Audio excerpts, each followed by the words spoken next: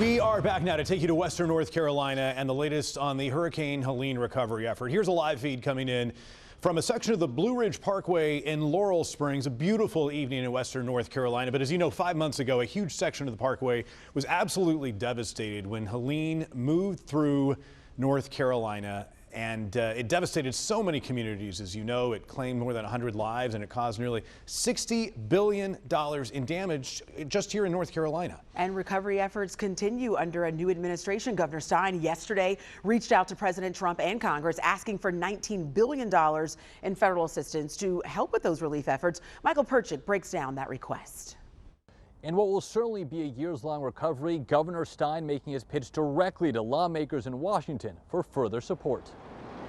If you drive around here today and look at what it looks like here today, I think a lot of people would be shocked. Sophia Phillips with the Appalachian Rebuild Project sharing these photos of what her team has encountered, one of several local groups working to address needs. This week, Governor Josh Stein asking for $19 billion in federal funding, money which in part would go towards economic relief. Our waitresses, our servers, everyone in hospitality, they're just not making that money. On top of that, dealing with housing loss, dealing with job loss. We've seen untold amount of business closures. Other money is earmarked for the repair and reconstruction of homes, restoration of critical infrastructure, addressing budget shortfalls in local governments, and reducing the effects of future natural disasters. You know, the longer it takes our communities to rebuild, the worse the impact is going to be. We still have families waiting for homes and bridges to be built. We have drains that still need to be unclogged. We have farms that are continuously flooding as the debris is rerouting rivers and creeks into their land. 5 months out, there's also a fear of being left behind.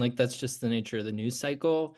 And I think it's doubly true for a place like Appalachia, which often historically has been kind of forgotten by the country in lots of different ways. All of this happening in light of fires in California and flooding in Kentucky, as well as potential changes in Washington. The Trump administration considering cuts to the U.S. Department of Housing and Urban Development.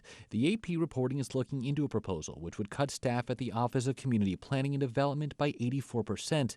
Their focus is on addressing damage to homes and infrastructure following natural disasters. We are going to grow slower, right? We're going to have fewer jobs, and that is actually going to result in what we're seeing happen already in our rural areas, right? Where because of the lack of economic opportunity, people leave. Earlier this month, Stein requested nearly $1.1 billion in immediate funding from state lawmakers, a figure that roughly matches the total amount of the first 3 rounds. Meanwhile, House lawmakers are considering a $500 million package. I'm Michael Perchik, ABC 11 Eyewitness News.